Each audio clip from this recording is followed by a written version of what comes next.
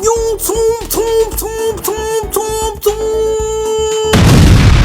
today's video, I will be recreating one of my old art. Since you guys enjoyed the last one, I figured to make it a series. Plus, I've got a bunch of old art I am quite excited to showcase to you all, and one of them I will be recreating in this video, just to compare how my art skills have evolved throughout the years. These are the pieces that I will be recreating today.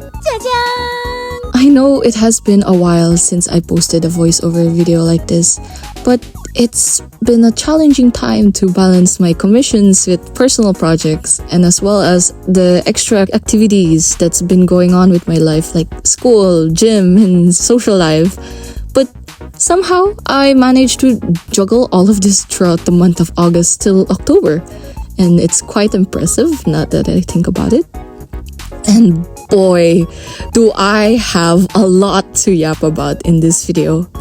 Starting off with my commissions, I'd like to thank all the people who commissioned me throughout the month of October.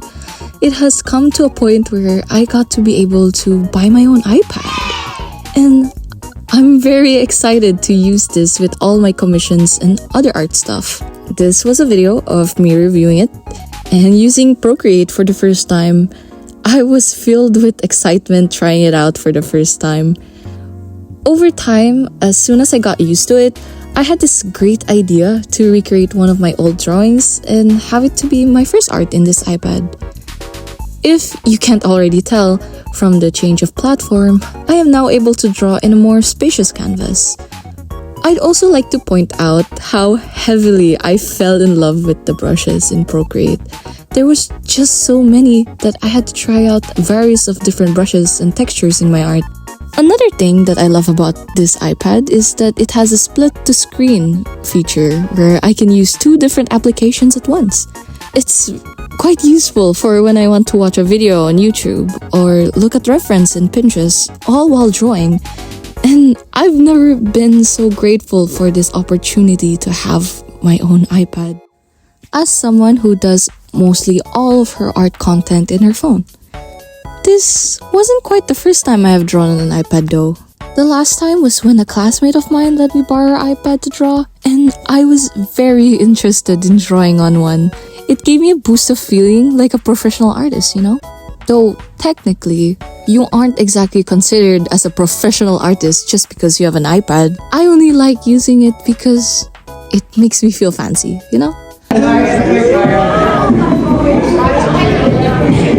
You're so cute, I love you.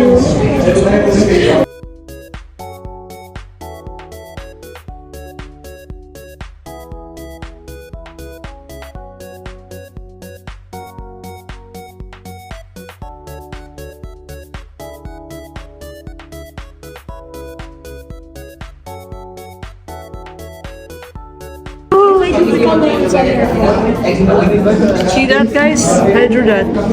That was me. A break on that yapping, but how are we all doing this month? I hope you're doing pretty well. I sure am. We just hit 50k on Insta and 25k on TikTok. Instagram being my most used social media really, but I'll do my best to make more videos like this on this channel. Anyways, this is how the piece turned out. I think it's pretty cool. Moving on to our next piece, this was made around 2017. At the time, I was really into gacha life, so for the OGs out there, if you can probably recognize the background, if you know, you know. By comparing at how my art style has evolved, I can clearly see a huge difference. I still think I have so much to learn when it comes to improving my art, since I believe it's not exactly my fullest potential just yet. But so far, I think my art is pretty good. Yeah. I figured I should try doing more fan art besides on drawing my OC for this year, and hopefully you guys will get to be there throughout my journey as I learn and grow. Now that you're here for this long, let's answer some questions, shall we? Okay, so first question is tips on starting commission. Well, the first time I've ever wanted to start on commissions, I was a bit skeptical like all artists do the first time they wanted to start a commission. Even some of my art moods would keep asking how do they start and when. But if I were you guys, just go for it, you know? Finish up that commission sheet and don't shy away your art. It deserves to be seen and be liked by peeps. Another tip for that question would be my strategy to having a successful art commission and making it as a living, which, is by making personal art content and making people see your art and recognize you as an artist first. That's when you gather your audience and maybe even gain more followers. I started my first commission when I was at like 10K on Instagram. I figured that I should just go for it, and now here we are with my very own iPad that I've invested with the hard-earned money I got from commissions, which is literally one of my life goals as an artist. And that is all thanks to, you.